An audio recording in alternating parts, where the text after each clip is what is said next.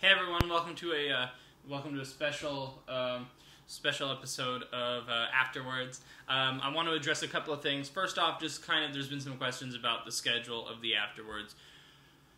Honestly, I'm not going to do an Afterwards for every episode. What I'd rather do is pick a topic that either has to do with an episode or something that I'm prepping, something coming up, and talk about something a little bit more in depth rather than try to cover the episode as a whole. Because pretty much anything that I want to say, typically I can say in questions, comments, and concerns, except for maybe some certain things. But I'd rather do videos to talk about particular things, and I'm going to do them as I can get to them. Unfortunately, over the last year, it's been harder and harder to do Threshold stuff as I've taken on more and more duties at work.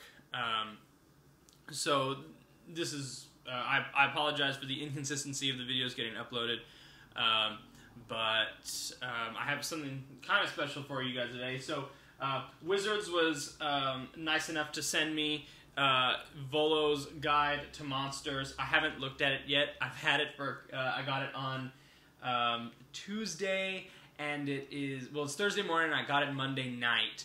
And I have not looked at it yet because I wanted to keep my my reaction.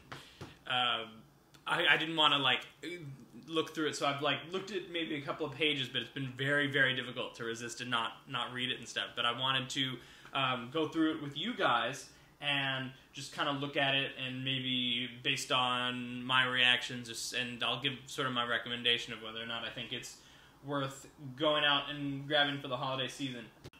Okay, so I'm going to go ahead and get into it. First off, let's just take a look at the cover.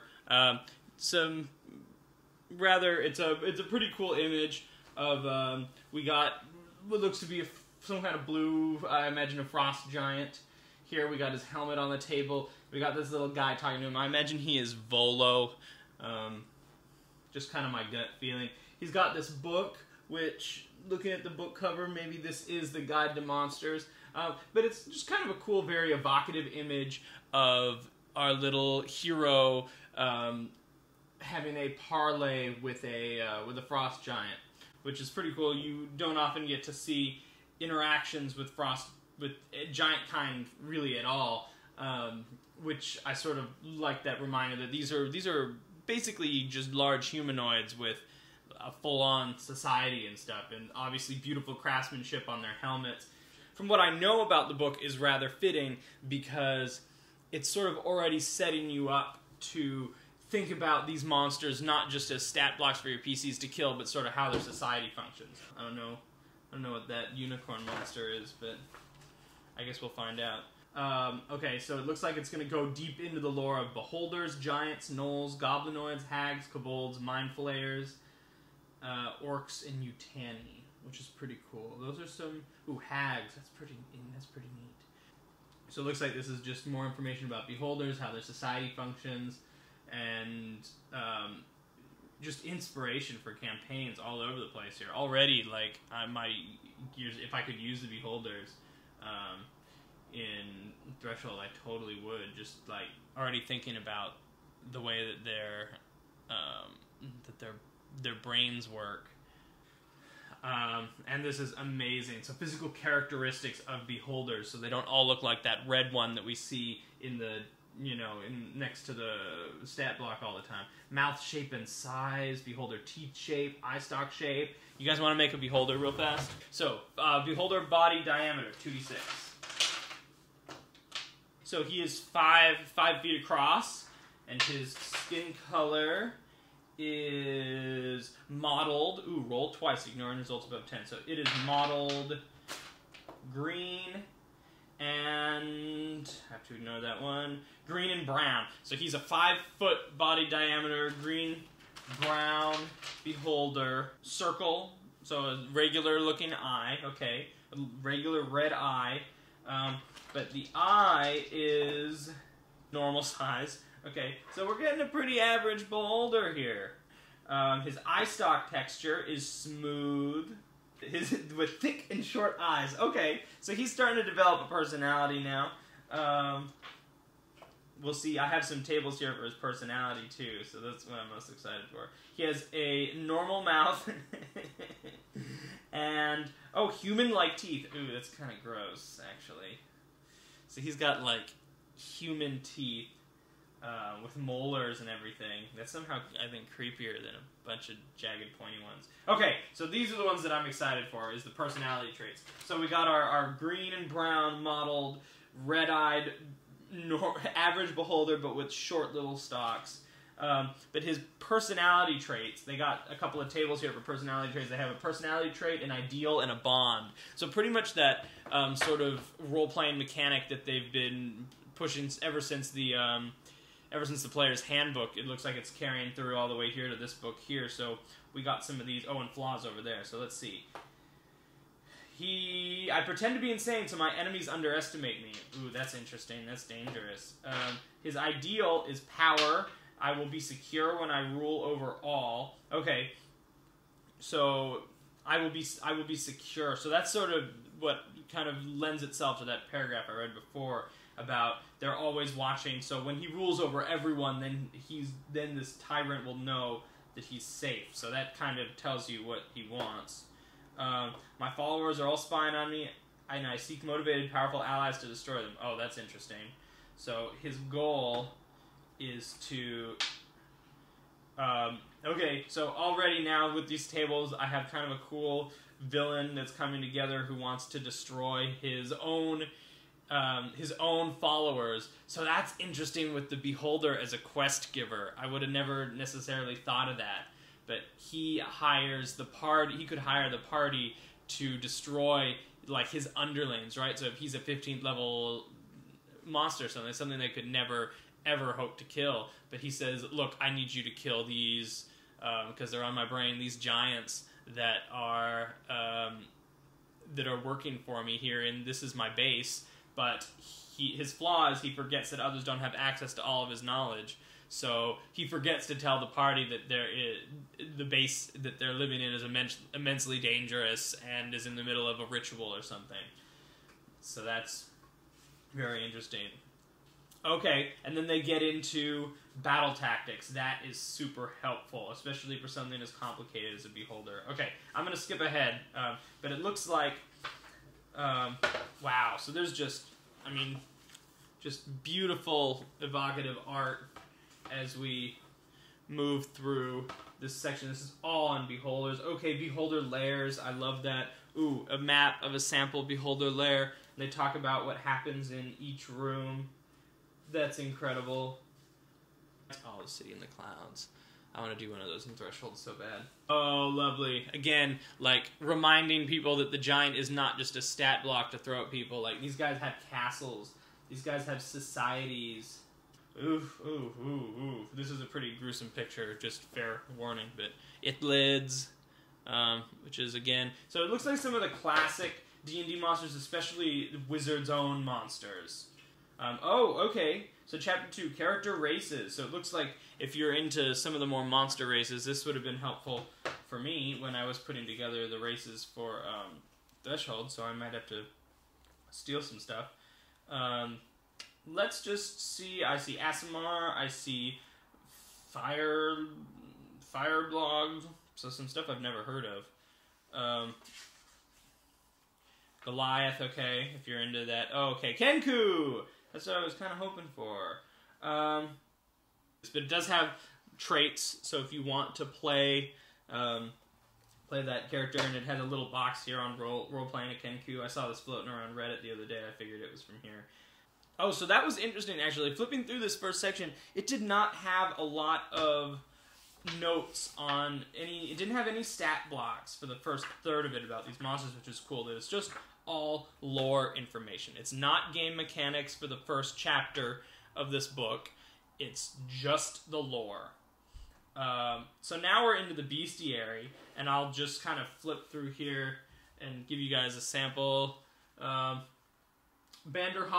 Barguest, I don't know how to say that. That's, okay, pretty... Okay, more Beholders. It looks like since they're fleshing out their society, they're going to give us some more monsters, so it's not just, big Beholders all the time. Ooh, Look at this. Look at this. Look at that dude. Challenge rate in 1/2. He's kind of fun. A tiny manifestation of a beholder's dreams. Okay, I'll have to read the lore section to understand that. Here's a Bodock.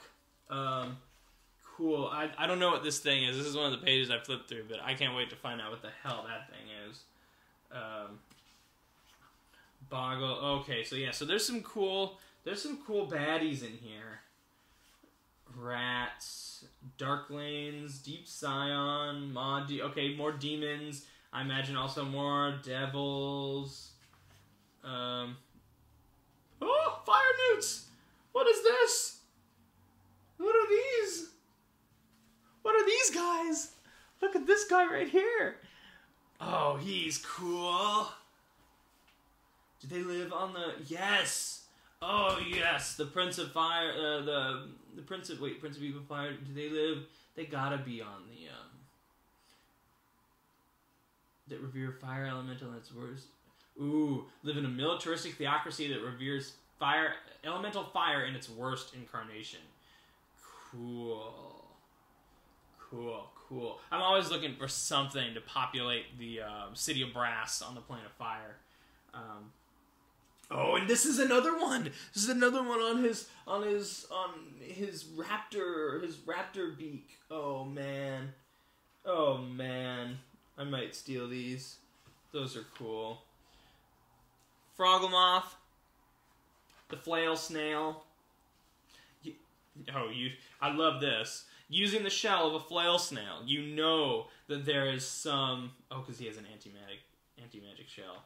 You know that your party is going to try to scoop that thing up. So, good on them. Okay, cool. So some stats for some giants to give, them a little bit more variety beyond just your standard one. That's cool.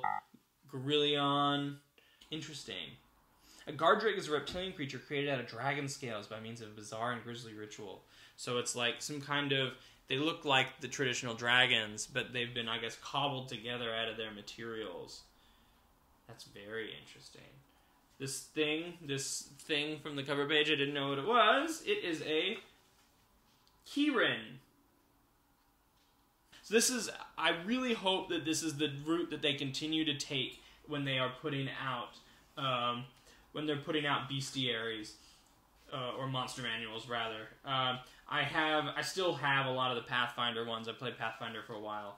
I still have a lot of those, but I was always kind of frustrated by the fact that they sort of want to keep putting in those big 20th level monsters for everyone to fight, like, just... For example, the Jabberwock or the Behemoths or, like all these big, powerful ending monsters. It's sort of like, oh, yeah, I could design a campaign around those, but you have to set it up for forever. You can't just integrate that into a campaign. What I like about this book here is that it takes a different direction with the monster manual that Wizards seems to have been committed to this time around. And it's that a lot of the story and the lore is coming first. That we are we're examining these creatures more from a storytelling perspective and less from a stat block perspective.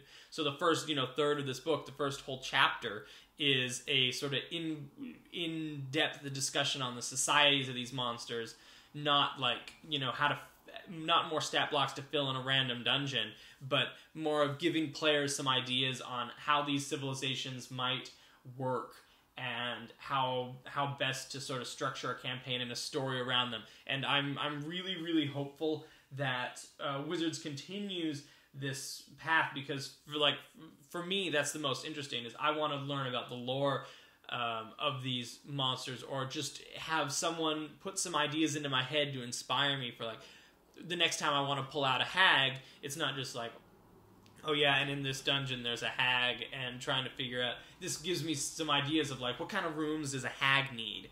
I always run into that problem when I'm constructing dungeons. It's like, okay, I want some more rooms because I want some more challenge, but what else do these guys need? They need a place to cook food, and they need this kind of thing. But this, really, like, they've thought a lot about it. And it's some great reminders that, like, you know, probably these goblins are going to want to keep pets. They're going to have a little hole where they keep their wargs. So I'm really excited to go in depth with that. Looks like the last thing in here is non-player characters. We got a little, like, almost Luke Skywalker looking guy right there. Looks like he's an apprentice wizard. CR 1/4.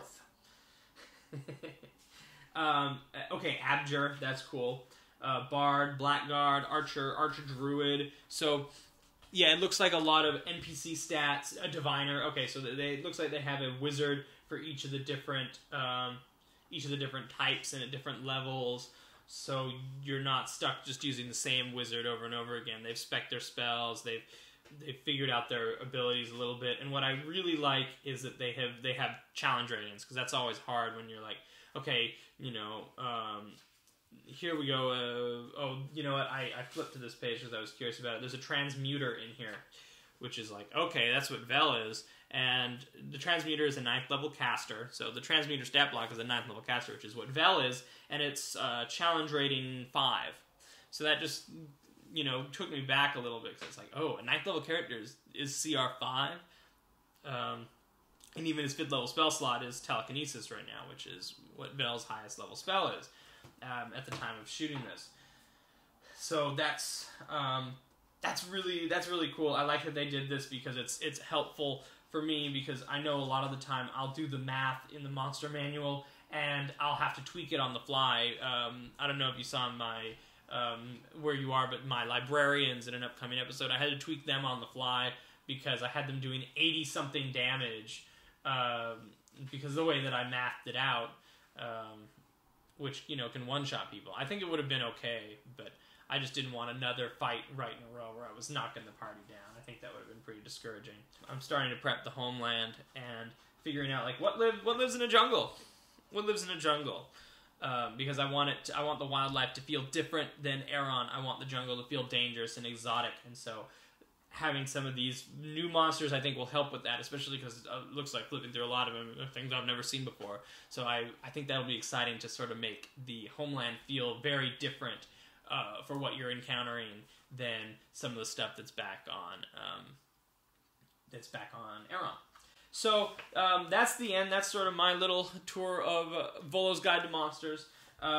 I would definitely, just by flipping through this, if you love monsters, if you're a DM, I would definitely say buy this. If you're a player and you don't ever plan to DM anytime soon, I don't know how much is going to be helpful to you in here, except for maybe the chapter on monster races. If you are a DM and you want some monsters and you're really into the lore, and if you're like me and sometimes when you're building a dungeon you need just a little bit of some pictures to look at and jog your memory and maybe a couple of some paragraphs to read through, I would definitely say go out and get this guy. Let's see, what's his suggested retail? Whoa, $49.95? For how many pages? For 200 pages? So it's certainly a thinner book than, say, the Monster Manual or the DM's Guide. So I don't know if I would certainly say if you can go out and pay the $49.95 because it supports Wizards and it supports the hobby, and go to your local store and buy it. There's actually based on this handy guide that Wizards sent me with the book. The release is November 15th, so yesterday, 2 days ago, it's out. So you can go, but starting November 4th, there is a special edition guide at select gaming stores. I would definitely recommend this just by looking at it. I know that I would be rushing out to get it. I was kind of eyeing it like as it was coming out. Like I wasn't quite ready to pre-order it on the off chance that I got that they sent me one in the mail. Thanks guys for watching After, this special edition of Afterwards. I'll see you soon.